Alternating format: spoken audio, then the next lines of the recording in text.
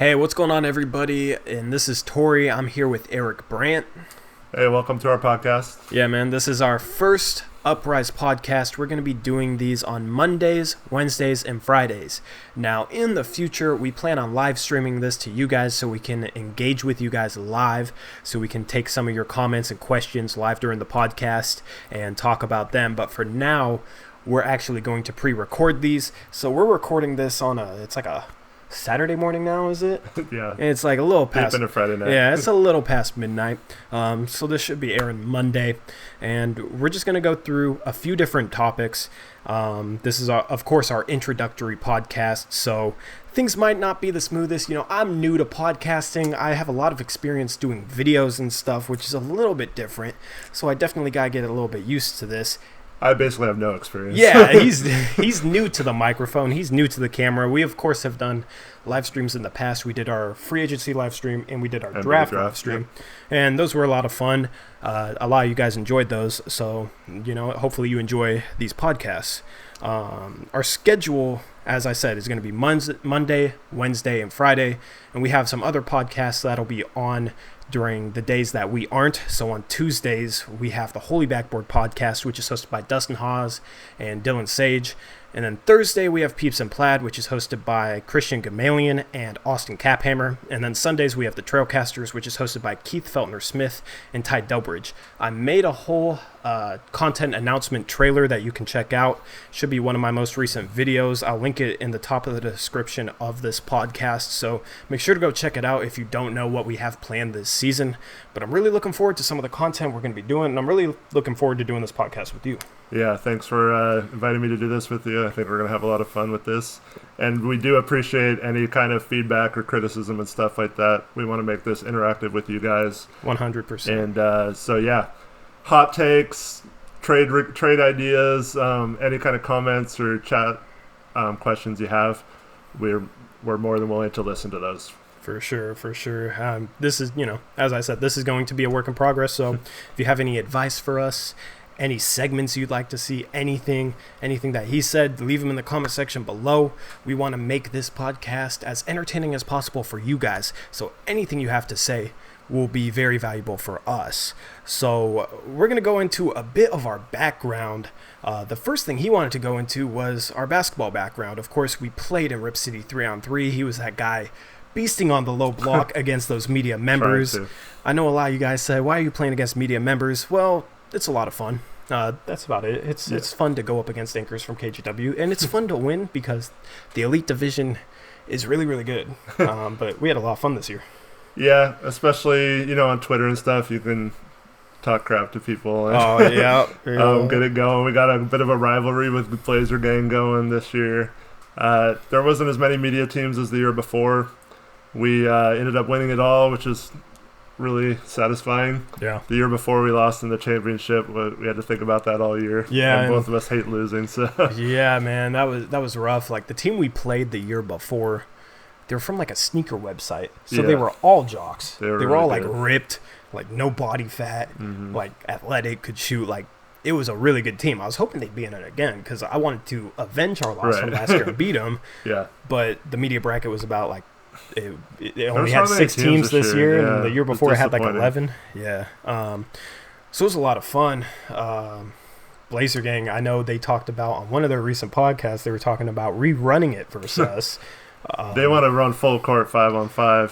Which I'm Giannis in transition. I'm just going to say that now. I love playing in transition, so I'm not sure they want that. I think they thought against me I would be worse than 5-on-5, but they don't know my hidden skills on open court. Yeah. I can play in the open court just as well as half court. I think it'd be the same outcome. I think we'd take care of him. Of course, you'd be more healthy. Like, once we get you healthy, we have to run against them because you had surgery on your Achilles? Yeah, I recently had foot surgery on my Achilles to repair that. It didn't tear all the way, but it was more a precautionary surgery and had some bone spurs and stuff, but it's all taken care of. I'm 7 weeks into the recovery right now. I'm still not able to He's still limping around. Much, but hopefully soon I'll be back on the courts. Just don't want to push it too much. Yeah, so this dude was playing through injury, and he was still playing pretty well.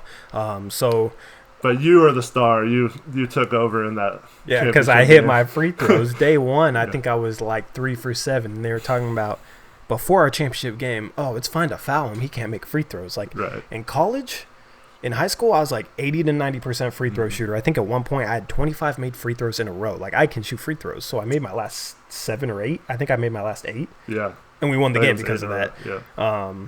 So yeah, it wasn't. It was a lot more entertaining day one because it was more of a battle. Right. Day two is just like, okay, I'm going to make my free throws, and almost half our points came off me making free throws. Well, day two, I felt like we locked down defense on the defensive end, and we got a good lead at the beginning of each game. Whereas in last year and the first day of this year, we kind of let teams hang around a little too long, so it made it a little interesting towards the end. But I felt like we played so well that second day. Oh, man. It was a lot of fun. So I don't know your basketball background. Like, you played high school? Yeah, I played high school here in Hillsborough at Glencoe High School. I decided not to go further. I just went to Oregon State. I was planning on, like, trying out for the team when I went there. Yeah. But I ended up not doing that and never really advanced past high school. Yeah. I still play. Ever since then, I've played in rec leagues around here, pretty competitive leagues. That's what I do, too. Of course, you were a different player back then. Yeah. From what I hear. Well, I was more like you back in the day, where I was more quicker on my feet. I'm 40 now, I mean, he's a little past his prime. I'm a little slow. Just a little. Never really had hops, but I had a lot of hesitation type moves that got me open. Yeah. So anyway, and how about you? You played in college? Yeah, I gotta get into myself. So I played at Columbia River High School in Vancouver. Mm-hmm. Started 2 years. We were in 3A. They've since moved down a division to 2A, but when I was in 3A as a starter, my junior and senior season, we went 22-0 in league. Nice. We just always ended up facing. What was it? I don't really remember exactly how the playoffs worked. We just always ended up not being able to get to state because we'd always end up facing a team out of a league where like 5 of the 8 teams had D1 players on it. So in the Sweet 16, my junior season, we ended up playing against 3 D1 players. One of them was Ahmad Rory, who played at Oregon and then transferred to Montana. Another one of the guys played at Colorado. His name was like Trayshawn Fletcher or something like that. I don't know. You guys probably don't know any of those guys, but it was talented teams, and it sucked because we were a 2A size school playing up to 3A, and we were actually really good. We just always got a horrible draw. So I never really had luck. I never won a state championship, but like I've played against Peyton Pritchard and his Westland teams, and we almost beat them. Nice. We almost beat Jefferson and Les Schwab. I got to play in Les Schwab the year that Aaron Gordon played in it. Nice. Never got to play against him. I wanted him to dunk on me. That would have been a cool experience, but we went 2-2 in Les Schwab. So like I had a lot of good experiences playing the game of basketball. Went to college, played a year, didn't play much. We were a really good NWAC team. We finished 4th out of like 33 teams or so. And my knees just kind of gave up on me. Like I got swollen knees, I got bad knees, so now I play recreationally, and that's about it. Speaking of getting dunked on, in high school I got dunked on by slam dunk champion Fred Jones. Fred Jones? From Barlow. I was oh yeah, he was from Barlow. There was a turnover on our team. They had a really good point guard who played, I think, at like Portland State or University of Portland or something too. And it was him and Fred Jones, and I was the only one back, and he dumped it off, and Fred Jones was coming down the lane and I just ducked out of the way. I didn't want to get closer. Like usually I would try to contend it, but there was no way I was doing anything about that. Well, my most embarrassing moment was we ended up my senior year in high school. We played a team from Australia. Mm-hmm. Of course, all the girls in my high school went out to that game because they're Australian, they have accents, they're cute. You know what I mean? So the crowd was like 80% female, and I got my ankles broken. It wasn't even on a crossover. There was a shooter. Fall over? Yeah, this guy caught a pass spotting up from the corner. I tried to close out. I chopped my feet to close out, and one of my steps missed the floor. Oh, no. I don't know how I missed the floor, but one of my steps missed the floor, kicked my legs out from underneath me. I fell. The dude didn't even make a move. He caught the ball, and I fell on my closeout, and he drove, and I heard, a pretty high-pitched little, ooh, yep. Like, I never heard the end of it. Poor Tori. So that's, that was not good. So anyway, we're going to get into... You're still playing in rec leagues, though? Yeah, still playing in men's leagues. Yeah. Still trying to hold it down, Yeah, I play in the Portland Basketball League and also a pretty competitive league out in Hillsboro. Unfortunately, right now I'm on the shelf, but hopefully in a few weeks I'll be back. Got to get that basketball fixing. So, so anyway, we're gonna get into some of our basketball topics. We're gonna go into our opinions about Dame saying that he's going to play in the 2020 Olympics. We're gonna give some Vegas over/under picks. We each have 3 teams that we're planning on betting the over on and 3 teams that we're betting the under on. We're going to go into Kevin Love and the trade rumors that have been going around. Of course, I quote that because... The never-ending Kevin Love. Kevin Love flew to Portland. The summer of love to Portland. Yep. And then we're going to talk about Hassan Whiteside and his reputation as a lazy player, which you're pretty strongly opinionated about. But we're going to start off with Dame saying he's going to play in the 2020 Olympics. Now, I know a lot of Blazer fans don't want our players playing in the FIBA World Cup or the Olympics because they want them to be fresh for the season. They don't want them to risk injury. You don't want something happening like what happened with Paul George when he broke his leg playing for Team USA and missed almost an entire year. That'd be brutal if that happened today. Oh, dude, I wasn't even going to go that far. So I'm going to knock on this table. I'm going to knock on wood. Oh, man, that'd be tragic. Which, with our luck in the past, At least he's not a center. I'm not even gonna put it out there. Sorry, my bad. So, do you like Dame playing in the Olympics? Do you dislike it? What's your opinion on that? Actually, a lot of people probably won't agree with me, but I actually want him to play in the Olympics. I was a little disappointed that he didn't play in the World Cup. Granted, I completely understand why him and CJ backed out. But I thought it would have been... Just doesn't have the luster of the Olympics. Yeah, especially, it just ended like a week or so ago, and now training camps are about to start here. Yeah. The timing of it seemed really bad to play in it this year. But knowing who made the team, if, Dame would have been on that, what if, we probably could have won. If Dame was hot, he could have carried that team for sure. So, for sure. They didn't have, that go-to ice in your veins type guy. Kemba was kind of that player, but Kemba's just not consistent enough, and he's not a Dame level talent. So I honestly didn't watch any of those games this year because they were on ESPN Plus. So you had to have a ESPN Plus. It's the World Cup. That shows you how unimportant the World Cup is. If you can't even find it on normal television, you have to pay a subscription to ESPN to be able to watch it. They didn't even have the scores on their site. You couldn't even find the scores on their site. It was just I had to hunt for some box scores to even find out if they won. It was weird, man. And the website, their official website was so glitchy, so bad. It was just I can't even keep track with this. But of course, I would have found a way to watch if Dame played. Yeah. I do like watching the Olympics. The World Cup's fun to watch too, but the Olympics, it would be really cool to see Dame playing in that. In the ceremony to see Dame, that'd be pretty cool, representing Portland. Yep. And on the world stage. Just getting that experience to play with some of those guys that he obviously won't ever play with. I know we're not, we're not Steph Curry fans, but how cool would it be to see Dame and Steph Curry just bombing 35-foot jumpers in the Olympics? Defend that? Yeah, dude, it would be pretty cool to watch. Just the combination of Dame with some of those other players playing in an actually competitive setting, because the Olympics, I'd say, are much more competitive than an all-star game, and it's multiple games. It's more of a team instead of just guys thrown together for a weekend. Yeah. So you'd want him to play?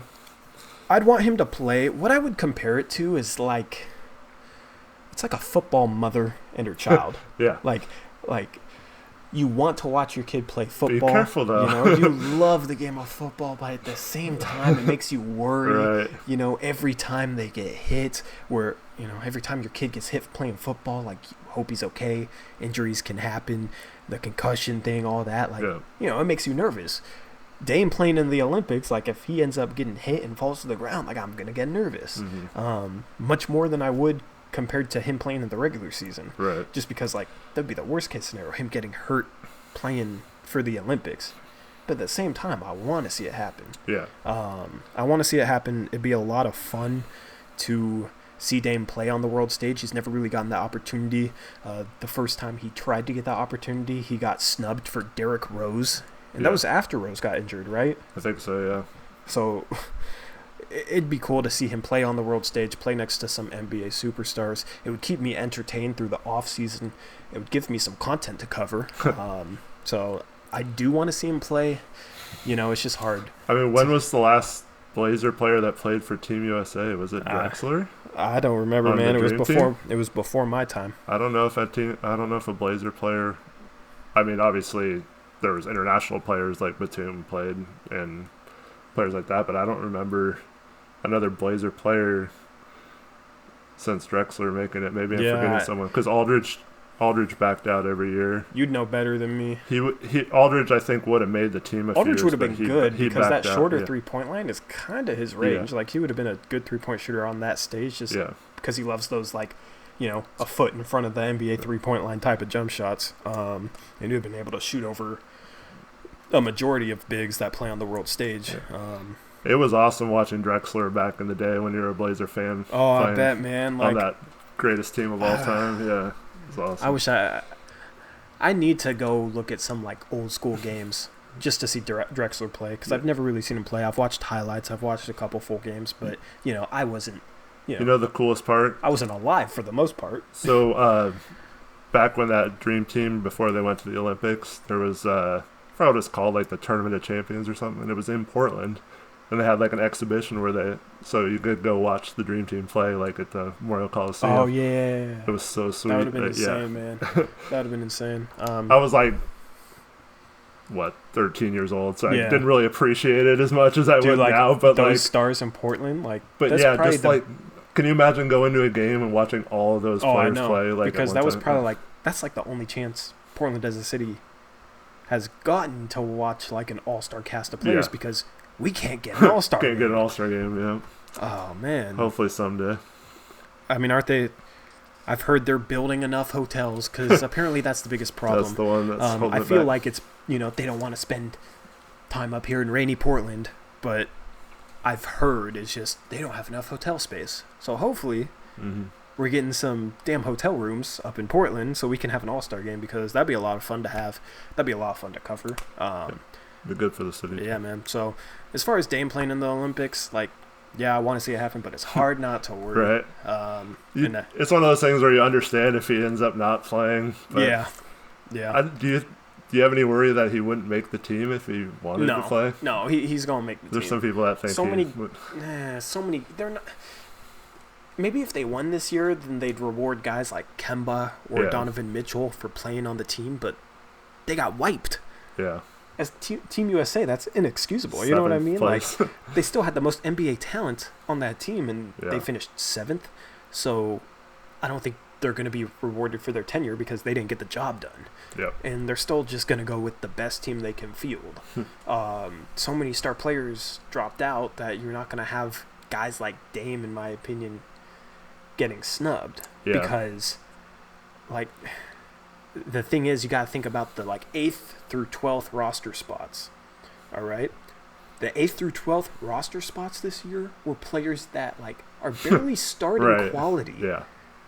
So the thing is, most of the players Dame would be actually competing against who are near his level also dropped out. You only got a few guys here and there, Donovan Mitchell, Kemba Walker, that are actually near Dame's level. So I'm not worried about the whole they're going to reward players who played on the team this past season in the FIBA World Cup. So I guess a little bit depends on how far the Blazers go too, because if it's a long season. Yeah, that's true. But then Curry also said, and Clay actually said he wanted to play too, even though he's not going to be back. Clay's going to be rested though. Yeah, Clay's going to only be playing But those guys have played 20, 30 extra games every year the last 4 or 5 years. So if those guys are fine playing, there's no reason Dame can't play. Oh, for sure. So let me know what you think. Let me know if you like the fact that Dame says he's going to play in the Olympics in 2020, or let me know if you don't like it. Leave your opinions down in the comment section below. And with that, we're moving on. We're moving on to the segment that I'm looking the most forward to because I'm curious what you got for this. We got Vegas over-under predictions. So I'm going to throw up a graphic on the screen right now, and that is going to be Westgate's over-under lines for every NBA team. And what me and him did is we picked 3 teams that we think will easily get over, and we picked 3 teams that we think will easily get under. So basically our top 3 over-unders.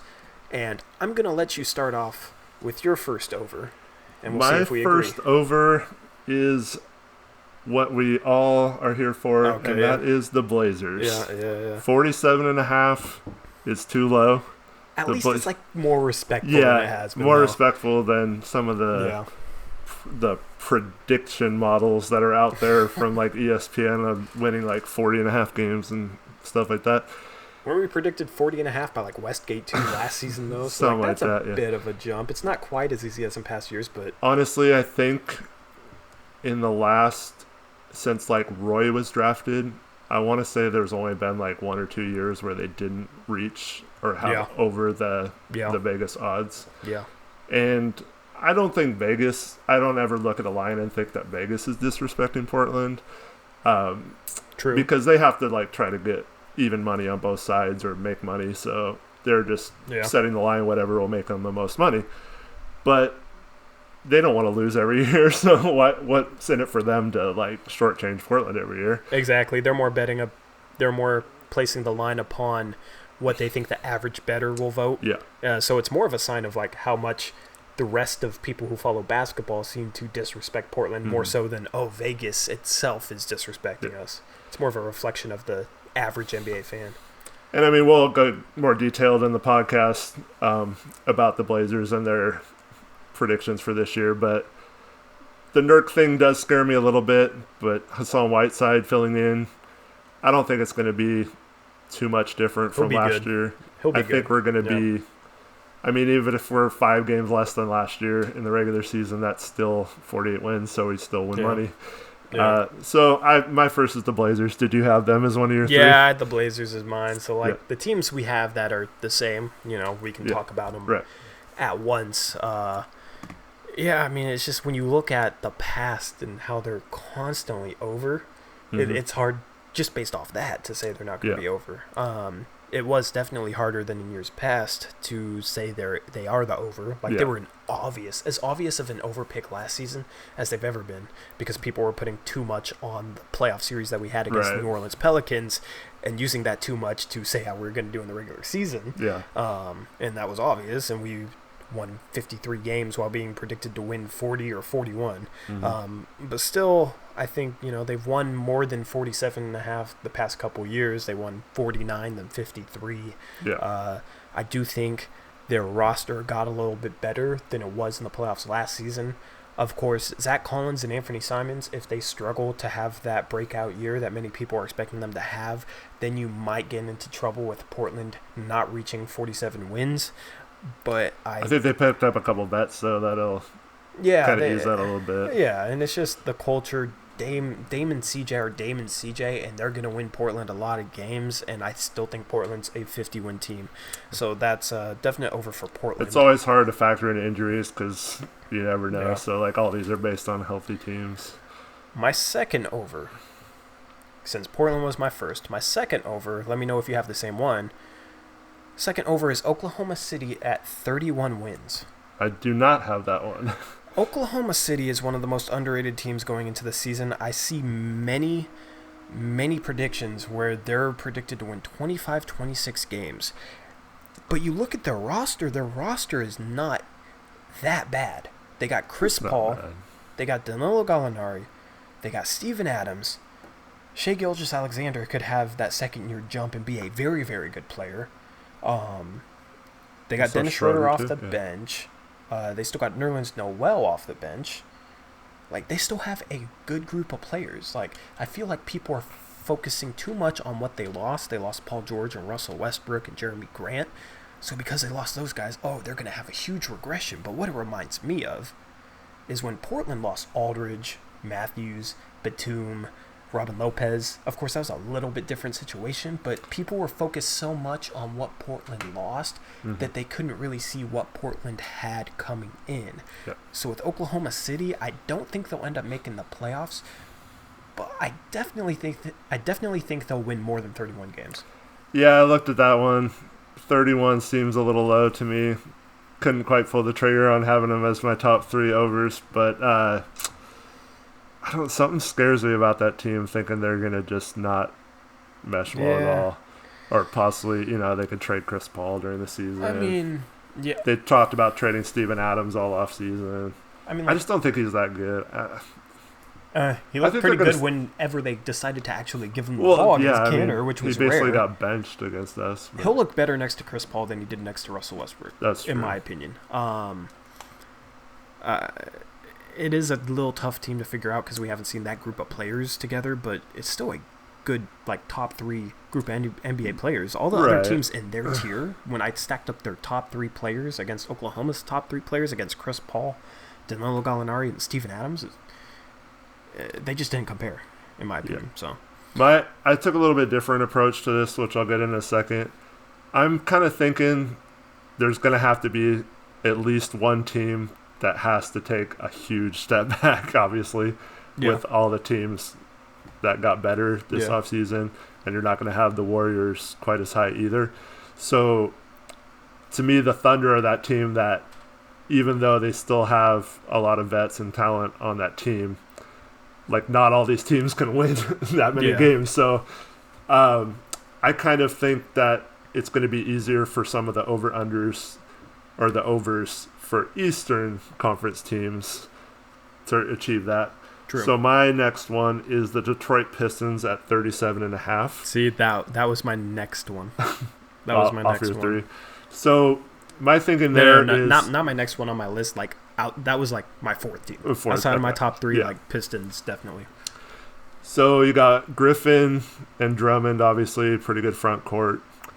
They added a lot of veterans like Derrick Rose, Joe Johnson. They got one of the Morrises. Markieff, the worst Morris now. They were pretty even for the most part for their entire careers, but Markieff Morris has kind of fallen off. He didn't really do anything for OKC at the end of last season. Yeah. They made the playoffs last year as the 8th seed. Won more than 37.5, though. Granted, it was close. But now they add a bunch of vets to that. Not great vets, but I think it's just enough to keep them afloat in that 40 to 43 win range. So, and if Griffin stays healthy the whole year, he's a solid player. He's going to lead them to at least 40 wins. So, I think the 37.5 for them is pretty easy. I didn't put them in my top 3 because it's hard for me to be fully confident in them winning more than 37.5 games, partly because of the type of injury-prone players they have. Right. Derrick Rose had a wonderful season last year, but I'm not sure if that's necessarily the level of player he is, because the year prior to that, he had a down year. Right. You know, maybe he regresses back to that. Maybe he continues his level of play, but like with his injury history, it's hard to rely on a guy like that, and they're going to need him because outside of Reggie Jackson, Andre Drummond, and Blake Griffin, they don't have a ton of firepower. Right.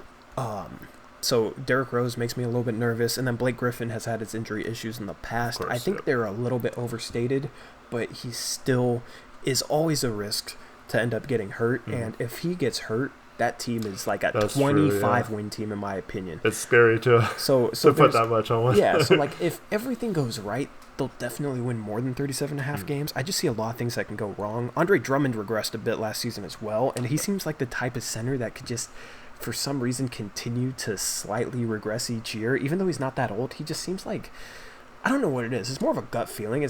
There's no even solid reason to it, but he reminds me a little bit of like Roy Hibbert. Okay. Not necessarily, not in terms of play style, just in terms of like Roy Hibbert just randomly started declining before his prime was up. And Andre Drummond, I feel like, could have the same type of just random decline, but that's just a gut feeling. I don't know. Yep. Who's next on your list? You have nothing for that. All right. No, I kind of agree that Drummond could be declined, but like I said, they didn't play great last year. They were out of the playoff race for a lot of the year. They still managed to win more than 37.5. So I think they did just enough this offseason. Like I said, they'll probably be over, just that there is a lot of risk with I don't like any of their moves this offseason, but they did just enough to keep in that 40-win range where they're going to be okay battling for that 7th or 8th playoff spot in the East. Yep. So who do you got next? My third over is Memphis at 25.5. Interesting. And I really like the combination of good young talent they have as well as good veterans, because they got Andre Iguodala as a cap dump, and they could have easily flipped him. They ended up keeping him. What if Iguodala doesn't report that there's been some... I think Iguodala will report. I don't think Iguodala is going to like skip out on game checks. He's still being paid $17 million a year. He's not going to forfeit, $17 million. I think Memphis is a team that's going to tank at the end of the year, but they'll still win more than 25 games. I actually think they're going to be a much better team during the first half of the year than people think, and then at the deadline they're going to trade like Jay Crowder, Andre Iguodala. But before they do that, I think Iguodala's going to play. You got Crowder. That's two really good vets, really good defenders, underrated players in my opinion, and kind of fits their culture. I think Ja Morant is their big X factor. We'll get to Ja Morant. He's a big reason why. But I think the Grizzlies' front court is phenomenally underrated. You have Jonas Valanciunas as a center who has very good per 36-minute stats. I'll actually look him up right now. Here's Jonas Valanciunas' per 36-minute stats last season. 25 points per game, 14 rebounds per game, a little over 2 assists. He's a very good positional defender in my opinion. Jonas Valanciunas is one of the most underrated big men in the entire league. He's just a guy who gets it done in pretty much every facet of the game, doesn't really have any weaknesses. I know he is a little slow-footed on the defensive end, but from what I've seen, he does a decent job protecting the rim. He's obviously not as good as Jusuf Nurkic in terms of protecting the rim, but he kind of reminds me of Nurkic in the type of defensive style he has, and then he can finish inside, good roll man. I think he'll be a really good pick-and-roll partner with Ja Morant, and then you have Jaren Jackson Jr. as your power forward, and that guy I think will have a good second-year jump. He's talented, very athletic, can shoot threes, so as a pick-and-pop / pick-and-roll option with Ja Morant, I think Jaren Jackson Jr. will be a very good option too, and then off the bench, I think Brandon Clark could potentially be a top 5 rookie this season, and I don't think he deserved to go in like the top 5 or top 10. I just think he's the most NBA ready player that was drafted outside of the lottery. That dude is ready to play. He can defend. He has the athleticism. He's 23 years old. That's part of the reason he fell to, I believe it was 23 where he got drafted. It was like 21 or 23. It was 21. 21. Yeah, Memphis ended up trading up for him. But he's ready to play. He can defend really well. He's a great lob target. He can finish off the pick and roll, and he's just going to be a fantastic role player right away. To me, he reminds me a little bit of a more athletic Ed Davis type of guy who can rebound the ball really well, will hustle, he'll work his ass off, and he'll defend well. So that front court, when you combine that with two good veteran wings, you got Jay Crowder, Andre Iguodala, those guys can lock up opposing wings. So when they go up against a team like the Clippers, they have the two forwards that are able to defend them with a good rim protector in Jaren Jackson Jr., with Jonas Valanciunas as another decent defender in my opinion. I think defensively they'll actually be really solid, and I really like their personnel. And then you have Ja Morant, who I think might end up being a better NBA player than Zion Williamson. I think he'll have a great rookie season. He can pass the ball. He has players around him that fit. He has good pick and roll, good pick and pop partners. He has guys in Jay Crowder and Andre Iguodala who, in my opinion, from what I've seen, they move off the ball well. They'll be good running in transition. I just really like the whole makeup of that team. I think that they'll be really good during the first half of the season until the trade deadline. I think around the trade deadline, they might be a little bit below 500 and then trade Iguodala, maybe trade Valanciunas, trade Jay Crowder, and end up tanking. But I still think it's going to work out to where they win like at least 30 games next season. I just don't see them being down there with the teams they're listed with around 25 wins. You can tell me if you agree or disagree on that, because I'm really curious to hear what you think about that. That was one of those I looked at for a while. I just don't know about them yet this year. I think they're setting up to be very good in the future. I just think they're going to dump some of those veterans before the trade deadline even gets close to it. So yeah, they're going to... Yeah. I guess it kind of depends on the timing of when they trade them, but I still think even if they do trade them, they still have the talent to win more than 25 games. They're also in a weird position where their draft pick is, I believe, top 6 protected this year, and then the year after it goes unprotected. So they might... That might be motivation for them to win. Yeah, so I know last year they were actually kind of hoping that they didn't keep their pick because they wanted to just get rid of it and then not have it. But then it moved up to 2, so of course they were happy to have it once it moved up. It was kind of like a win-win scenario there, considering the position they were in with that pick. But. So it'll be interesting to see as it gets close if they are down near there, if they want to keep their pick and then have it unprotected the next year, or if you're just like, screw it, let's just get rid of it now and try to win as many games as possible.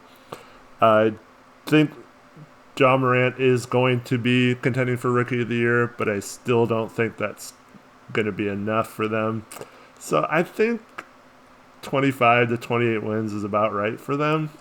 So that's one of those where I think you're probably going to be right, where it's going to be over 25.5, but I could see them just completely falling apart and not quite being ready to win more than that too. But I think it's pretty safe over. So what is your third over? My third over is the Orlando Magic. They won 42 games last year. Yeah. Didn't really do anything too much to go down from that. And they predicted 40.5, I believe. 40.5 is the number. And they added, Aminu? Yeah, that's right. That was like their big off-season addition, though. Yeah, kind of weird. Because they drafted Chuma Okeke 15th or 16th. I think it was 16th, and he's probably not going to play this whole season. He'll end up missing a lot of I don't even think he signed his rookie contract. I think they're going to basically redshirt him and not sign him to his rookie contract until after he rehabs from that ACL. So Aminu was really the only guy they added. Yeah, you figure Bamba will be healthier than he was in his rookie year. But they re-signed Vucevic. I just think they won 42 games last year. The East didn't get much better. In fact, it probably got worse. I just see them as a team that's going to be about the same, kind of like my logic with the Detroit Pistons, where they didn't really get much worse than last year. So 42 wins is probably about right for them again this year. And I think they re-signed Ross too. So most of their guys are back. They're not a great team. They're a solid team, around a 500 team. So 40.5, I think they're going to get that. Here's what worries me about the Orlando Magic. Overachievement. Yeah. I think there's a very real possibility that the Orlando Magic overachieved last season. Nikola Vucevic had an amazing season. Defensively, he was far better than he was early in his career. Mm-hmm. I do have questions whether it was one of those contract year type things, because he did end up getting re-signed to a max contract. Yeah. Same with Ross. Yeah, Ross too, because Ross also had a very good season last season as well, and before that, he wasn't a good NBA player. He was one of the most improved players in the league last season that nobody talked about. So Ross, Vucevic in contract seasons, now they got paid. I don't think they'll produce at the same level they did last season. Also, the other thing that worries me with Orlando is I think that they're going to force feed Markelle Fultz minutes, and that could be a really good thing or a really, really bad thing. Yeah, we'll see. If he's not able to be, if he's not able to figure out his jump shot, if he's still doing this, if that's not smooth, so awkward looking. I can't even watch the free throw videos. I was gonna try and reenact it, but I don't know how to physically do whatever the hell he was doing with his shot, because that was bad. It's like watching Charles Barkley play. Oh, it was bad.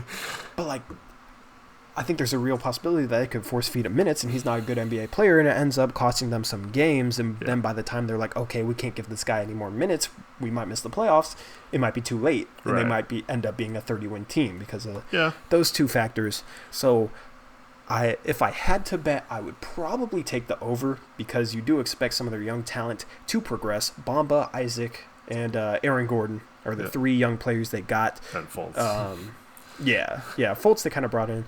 Bamba, Isaac, Gordon, they all drafted. Right. They've all had decent, normal progression throughout their careers. So you would expect them to continue progressing, especially Jonathan Isaac, because I think he has the most talent that he hasn't yet tapped into.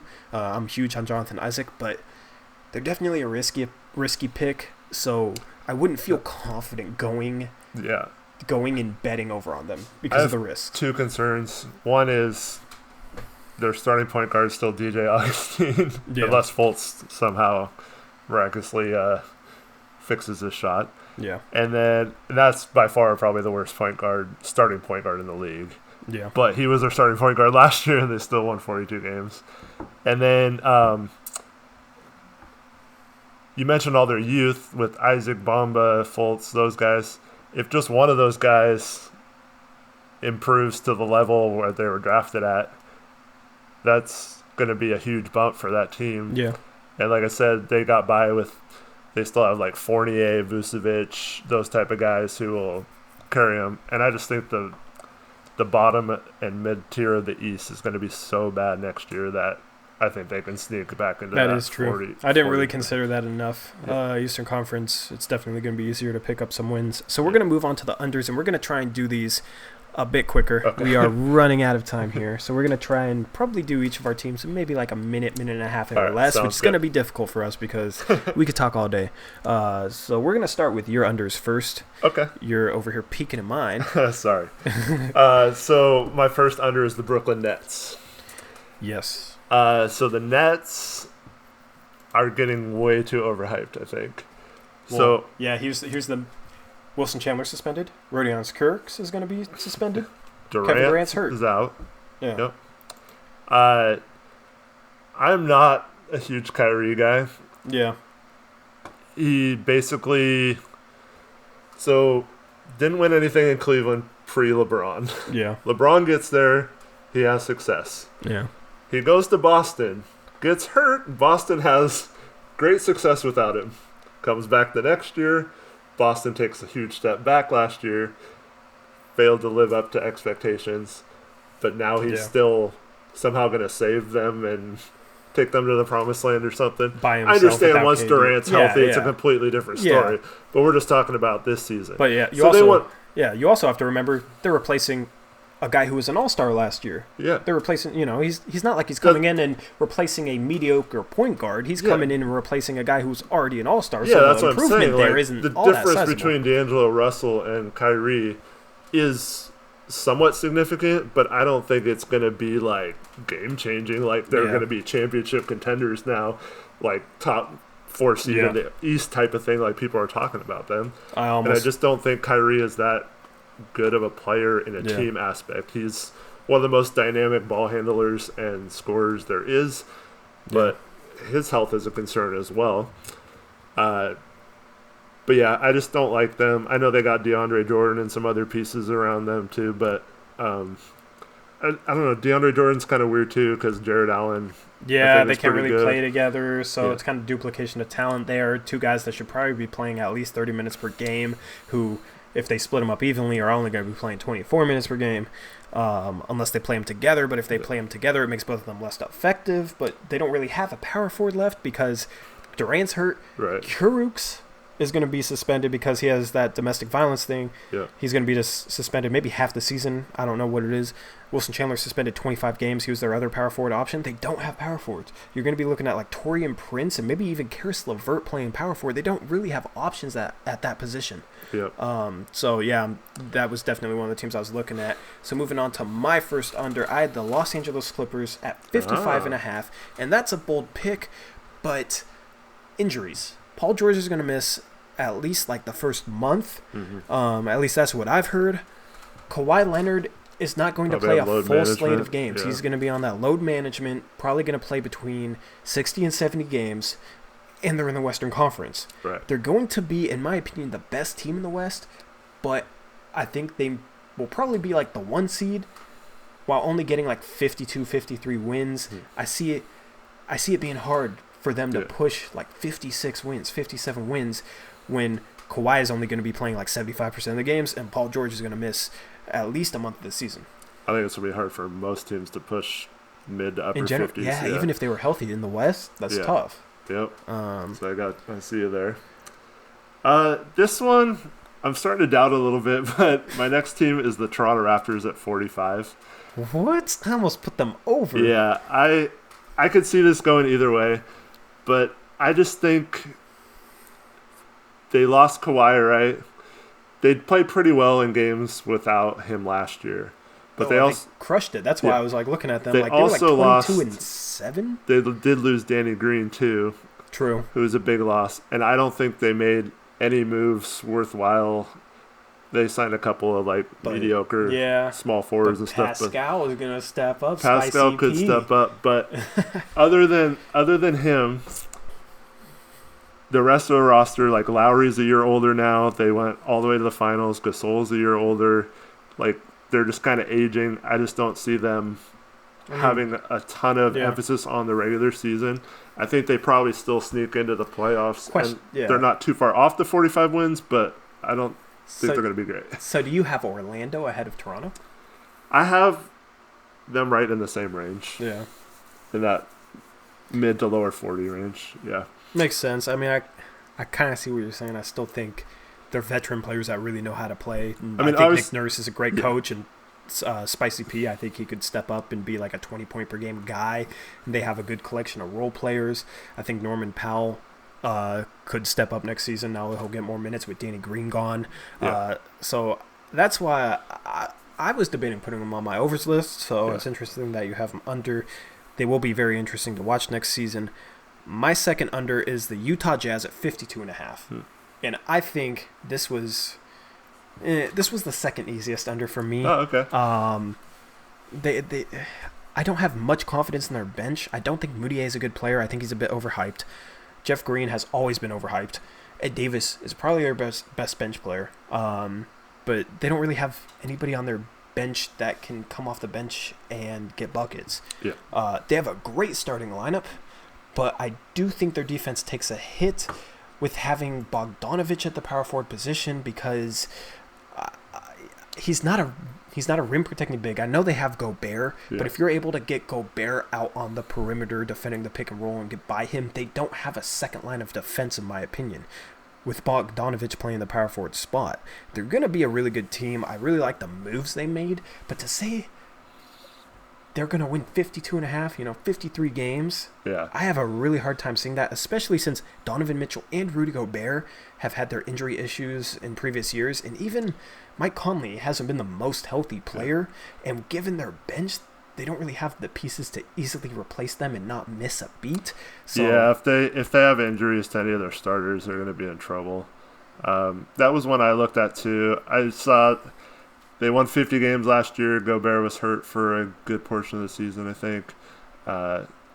So I could see them being in that 52 range. So it was a little close for me to pull the trigger on them as one of my three, but I could definitely see the under on that one.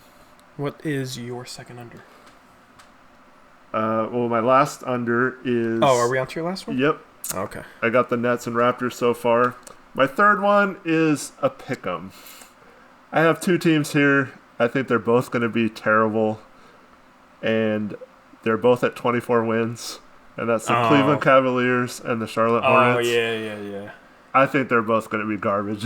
Oh, yeah. So... yeah. So...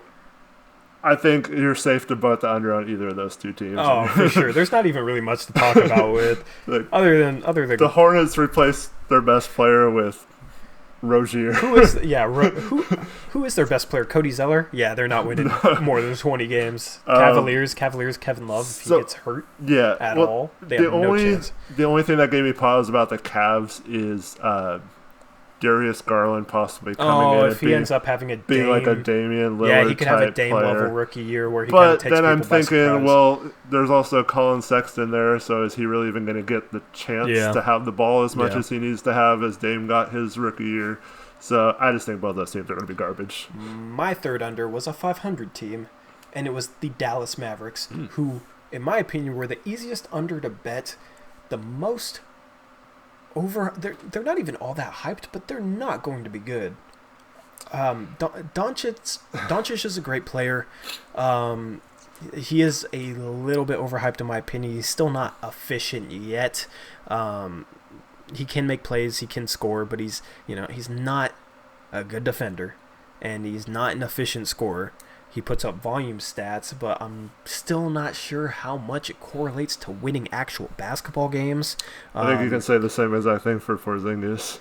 Yeah, Porzingis too, and he's coming off that ACL. For guys 7'3", like he's really skilled, but he also relied a bit on being able to drive, on being able to make plays. Like, he wasn't the most athletic, but he was just athletic enough at 7'3" to be able to, like, take guys off the dribble a little bit, to be able to get space off step backs and whatnot.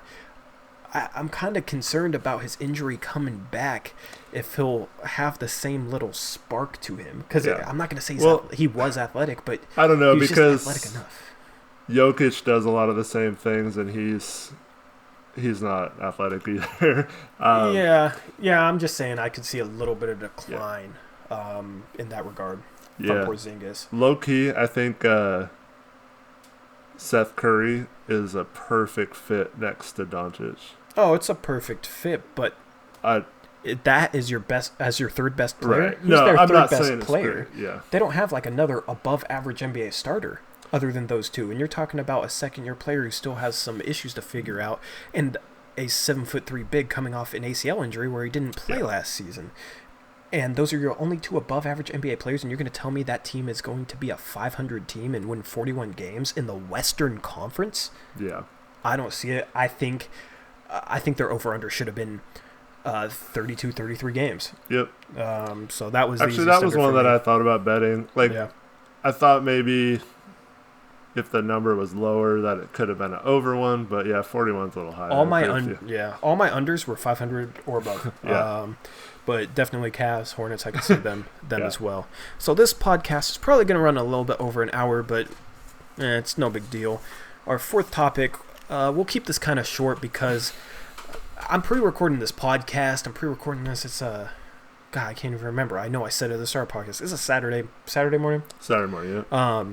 I've already recorded a video talking about the whole Kevin Love trade rumor thing, and that should be releasing before this podcast is live, so definitely make sure you check it out. I just wanted to discuss it with you a little bit.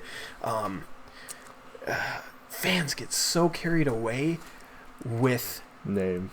Yeah, with like big names, and big names like hanging out with CJ off the court. Kevin Love hanging out with CJ off the court. Ooh, what does that mean? Kevin Love coming home to Portland. I saw fans saying, ooh, why is he coming home to Portland? Hasn't he always said that he didn't want to come back? Yeah, but it's just like he flew home. It's his hometown. And fans took that. It is a little weird that this is the first offseason I can remember that he's been around here. Like, oh, the Northwest is so great. Look at Oregon. Check me out. Like, he hasn't been like that any other summer. Like, what changed this summer? Nah, true. And it doesn't help that every day it seems like CBS Sports or ESPN has this like, top 5 destinations for Kevin Love, and we're always on it, and it almost always includes like Anthony Simons or someone that we know we're never going to trade for Kevin Love. I mean, it makes me mad. The whole point of that video is it's all speculation, but it's being miscasted as a rumor. A rumor to me is something that has like legit smoke, like Neil Olshey is interested in adding Kevin Love, reported by Chris Haynes or something like that, or something legitimate reported from Wojnarowski. Like he made inquiries as to the availability. Yeah, they talked about a Kevin Love trade. That is a trade rumor to me. Everything so far has been purely trade speculation, nothing from any sort of inside source. But I see a lot of fans talking about it as a trade rumor. So Kevin Love's kind of interesting. Would you want him on the Blazers? Nope. Yeah. We'll talk a little bit more about Kevin Love in a future podcast, but to keep it short, the injury issues are a problem, and he's not good enough to justify the risk that those injury issues provide.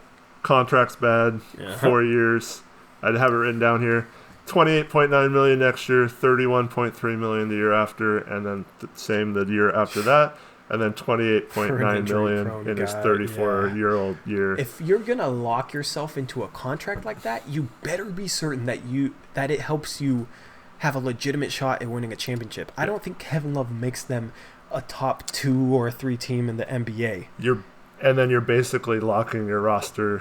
Yeah, and you have no flexibility. You're like at the salary cap with Dame, CJ, and Love, and you have no flexibility. So like a guy like Blake Griffin, I think, would make us a top 2-3 team in the league. So I'd take that risk. Kevin Love, I don't think would make us a top 2 or 3 team in the league. I just know fans want that big name, so they're like, they don't really contemplate all the little stuff. Right. Real quick, so Love is extremely interesting to me in Stott's offense.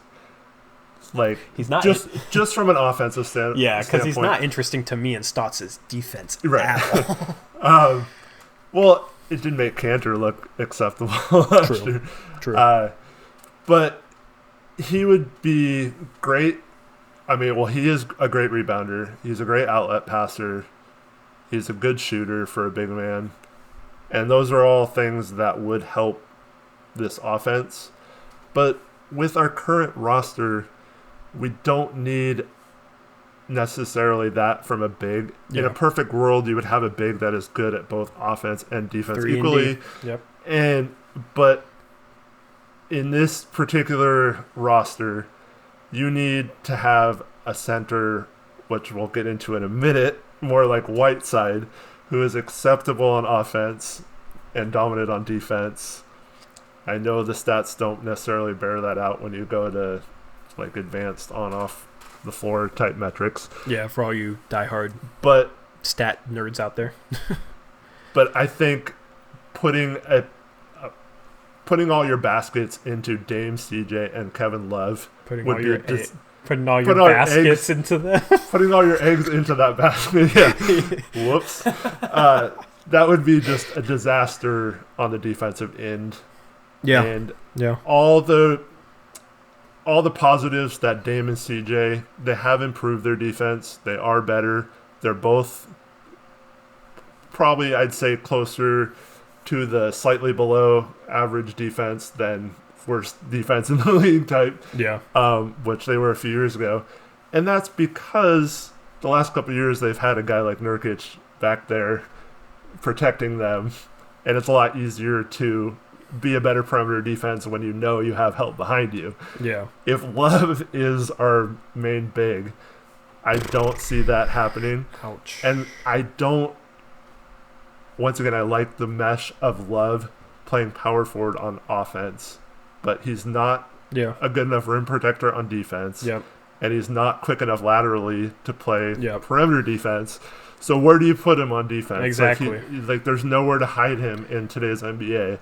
And so getting stuck with this contract for that long, ultimately, I don't know if I would be like pissed off if they traded for Love, like near the trade deadline. If they gave up minimal value for Kevin Love, I'd as be long like, as they didn't have to give up works. But I'm saying no assets, no Simons, no draft no Collins, picks, no like Nurkic, like was suggested by somebody.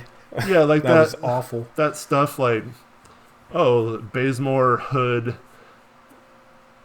like Simons and Collins, like a first round pick and stuff like that. That's like what some of those rumors are. Yeah. And I just don't want anything to do with that. Like maybe if Whiteside isn't working out or he's unhappy here once Nurk comes back and you want to make a risk like that because you don't think something's better next summer, but that ruins all your flexibility for next summer. So you better make sure that that's the right one. There's many different avenues they can take, and I'll drop a video on that at some point talking about our options heading into 2020. My whole philosophy is we need forwards that help cover for our backcourt on the defensive end and help accentuate the strengths of our backcourt on the offensive end. And how a forward could accentuate the strengths of our backcourt on the offensive end is if they can shoot the three ball so that gives Dame and CJ more space.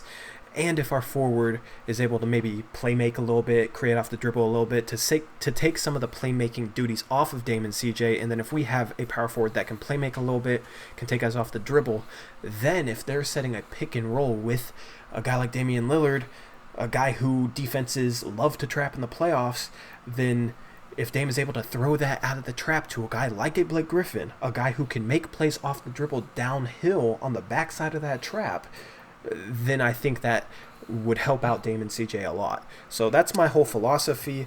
Kevin Love's floor spacing would help out our offense in that regard, but I don't think he's a great playmaker off the dribble, and he definitely isn't the defender we need at that power forward spot. So that's my opinion on Kevin Love. That's our opinion on him. Moving on to our last topic, because we got to wrap this up. We got Hassan Whiteside, who is portrayed... Lazy bum. especially by Heat fans, is as a lazy attitude. bum. As a lazy bum. Heat fans love to hate on that guy. They think Myers Leonard is a better player than Hassan Whiteside. Man, I'm so sick of going online and seeing like, oh, good luck with him. God, feel sorry for you guys. Like, you know, like, it's so weird hearing them say that about Hassan Whiteside when they're getting back Myers Leonard. So there's all these stats that say like, oh, the Heat were better when he was off the floor. But I don't understand how like his metrics are so good if that was the case. Like, was he just not being used properly? On off-court stats, they don't take into account what type of lineups the team is playing against without Hassan Whiteside on the court. So, like, if your bench is better than the other team's bench and your starters are a little bit weaker than the other team's starters, your on-off numbers as a starter isn't going to look good, even if you might be a good player, because your bench is probably going to outscore the other team. Meanwhile, the starters, you know, if they're not better than other team starters, they're not going to be outscoring them. So I like real plus minus is an advanced stat I really like. Box plus minus to a little lesser extent. I don't know about you. Yeah, I feel the same way. Yeah. So Heat fans love using on-off, and it's ridiculous in my opinion. I understand if you want to put the stat stuffer argument out there, I can kind of see that. Like Westbrook has obviously gotten that now where people think he just chases triple doubles and stuff like that. But I would never call Russell Westbrook lazy. Like that's like you can say that's not the smartest way to play team basketball or like he passes up open shots sometimes to try and get his last 10th assist, stuff like that. But you can't fudge rebounding numbers and you can't fudge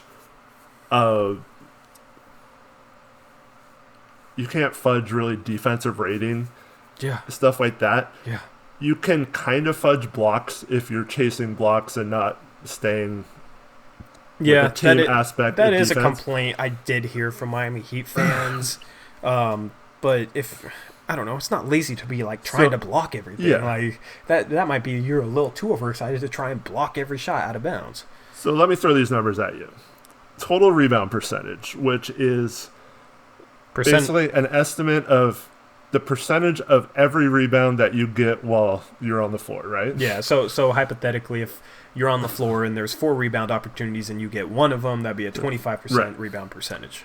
So speaking of that, career, 24.5% total rebound percentage, right? Mm-hmm. 25.9% last year. Which led the number league. 1 in the NBA. Yep. So that is incredible. And if an easier way to quantify it might be per 36 minutes, Hassan Whiteside averaged 17.6 rebounds per game. That's unheard of. That's better than Kevin Love in his prime type rebound numbers. So breaking that down further, defensive rebounds, 34.6 career percentage, 35.6% last year. Once again, first in the NBA, right? Insane. That means over a third of every missed shot by his opponent when he was on the floor, he grabbed the rebound. Yeah. Like, how do you call that lazy? And if that's lazy, I'm all aboard, because if he's ever not lazy, he's going to be like 20 rebounds a game. Like, what more do you want from him? Oh, exactly. Offensive rebound percentage, 14.1% career, 16.3% last year, third in the NBA. That basically means he was the best defensive rebounder and the third best offensive rebounder in the NBA and first overall. Like, that is not lazy to me. I don't know. You can have attitude problems and stuff like that. People say he takes plays off. Maybe he does, but if he took too many plays off, he would not be averaging that many rebounds per game. Yeah. And then you look at some of his other block percentage, 7.3%. So he blocks 7.3% of all the shots while he's on the floor, right? Yep. Career, that's his percentage last year, same. That's second in the NBA. So he blocks the second most amount of shots in the NBA when he's on the floor.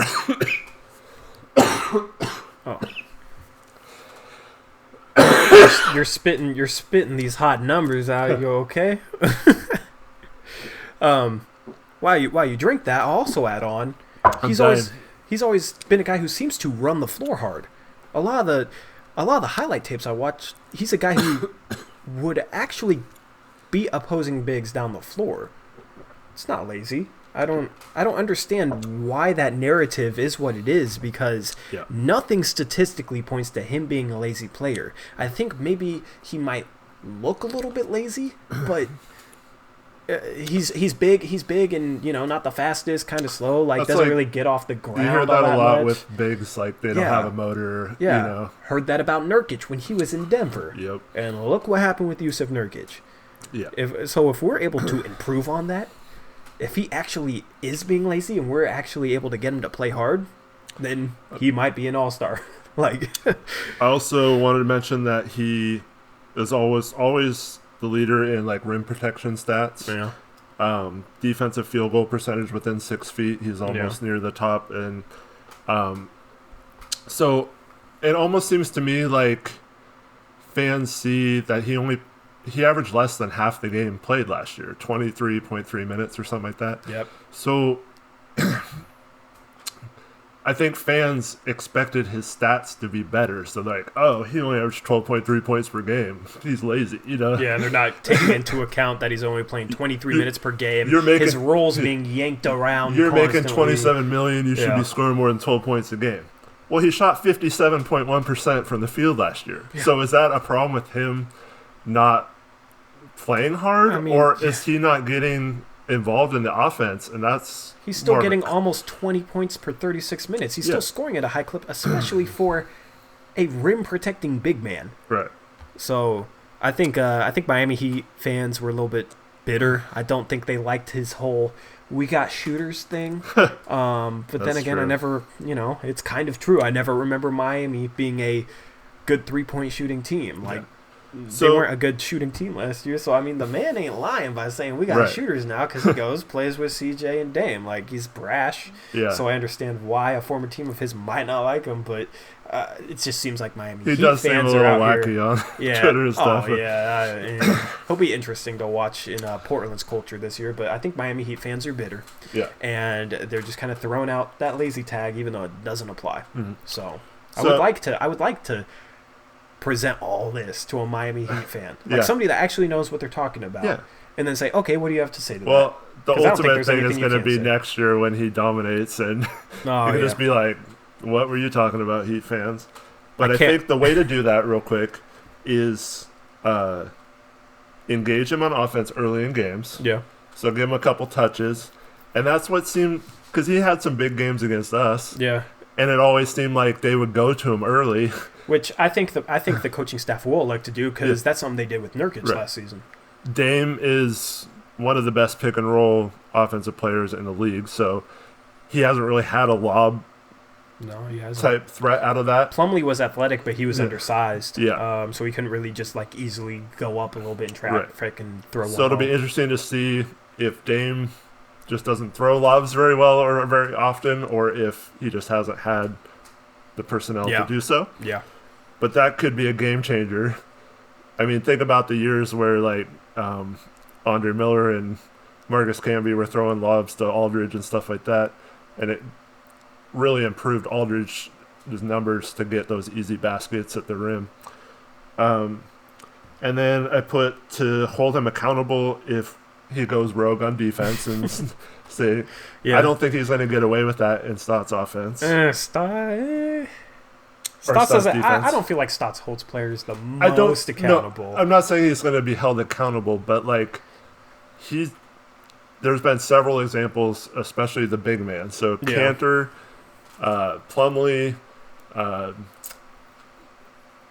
who else from last year? Nurkic, Leonard.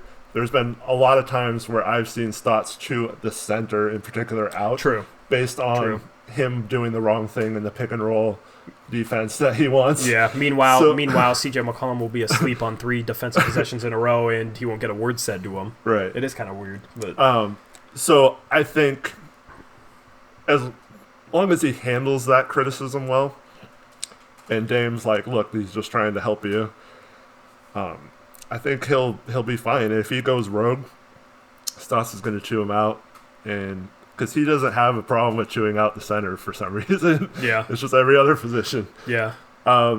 And then the last thing I want to say about this is everyone talked about Cantor being one of the worst defensive centers in the league last year. Yeah. And he was actually respectable in this system. Yeah, he was a surprise. If he was as bad defensively as people said Cantor was, there was no way we would have made it to the Western Conference Finals. Like, he stepped up on that end. I was pleasantly surprised. And actually, when he hurt his shoulder and couldn't play as much, I mean, he still battled through it, but that really hurt us on defense, which is weird to say, but like, someone like that in our system being, someone like capable, Whiteside. Then switching that to someone with Whiteside who has the skills to be a dominant defensive player, like one of the like Rudy Gobert style defense. Yeah. Like, I don't know. I think people are sleeping on Whiteside, and we'll get into the next podcast where we talk about trades and stuff like that next season. Yeah, because that's still interesting because I still believe that the right move will be to trade him because I still think Nurkic is the long-term answer that position. If Hassan Whiteside absolutely dominates, then he'll have a ton of trade value, which you can use to get a player that wouldn't be stuck ahead of Yusuf Nurkic. So regardless of how well he plays, I still think it'll end up being the right move. But, do you agree with that? It's definitely going to be interesting. It'll be interesting. We'll get into more depth in regards to a lot of that has to do with how Nurk comes back. Cause hopefully he comes back. If he's just a shell of his former self this year, it's going to be hard to trade Whiteside. I think Nurkic mentally will be able to overcome that injury better than guys who have dealt with it in prior years. Better than Gordon Hayward, Paul George. Like, I don't know, just like Nurkic's upbringing, like where he's from. I just feel like Nurkic won't let that take him out of the game mentally, like some other players would, because the first half of recovery is physical, right, and then it's mental. He's past that part. I think the mental part of it will be a lot easier for him than some people think. I honestly think he'll be back to the Yusuf Nurkic of old by the end of late March. I think it will take him about a month to reacclimate, get his conditioning back to a decent level. But like, I think he's already like working out enough where, if he doesn't come back till February, I still think he'll actually be in better condition than people realize because he's been working out for like the past month or so. I'm just worried about trading Whiteside and then you're all in on Nurkic being healthy the rest of the season. That's kind of scary this year. I mean, it's a little bit risky, but it would be better long term. And if you can get a player of Whiteside's level, I mean, how much more risky is that anyway? So we'll go more into depth in that. But yeah, that wraps up our first podcast. Ran a little bit long, but hopefully you guys enjoyed. If there's any topics or certain types of segments you want to see in some of our future podcasts, make sure to leave a comment down below. We want to make this your guys' podcast, so to say. We want to cover things that you guys want to hear about. So definitely give us some feedback down below. It's a pretty fun podcast. I definitely look forward to doing this all throughout the season. Thank you guys so much for listening. We really appreciate all you guys. For sure. It's 3 a.m. right now, so I got to drive home to Vancouver. I'm past Hillsborough. I didn't realize this man lived past Hillsborough. He lives past Hillsborough, so I got like a 40-minute drive at 3 a.m. Actually, should be kind of relaxing. I hate no traffic.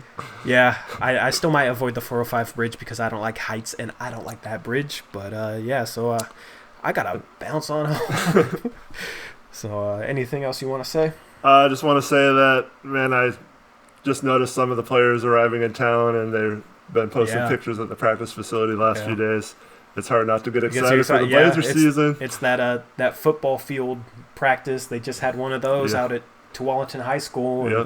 And, I'm October excited. 1st is the first practice. With everything I've been doing for this channel, it hasn't really felt like an off season to me because I've been putting so much work into gearing this up to get you guys this type of content that normally, like basketball-wise, Blazer-wise, I take a break during the summer where I don't think about it, but I've been focusing so much on this channel, it hasn't even felt like an off season. It's actually killed the time. Like, I can't believe this next season's already almost here. Yeah, we're looking at practice starting about a week from now. Now, I don't know if October 1st. Yep. The first one. So a week from when we're recording this, we might upload it the 23rd. We might upload it the 30th. I don't know. You guys know because you're watching it. But, yeah, it's basically right here, man. So I'm very excited.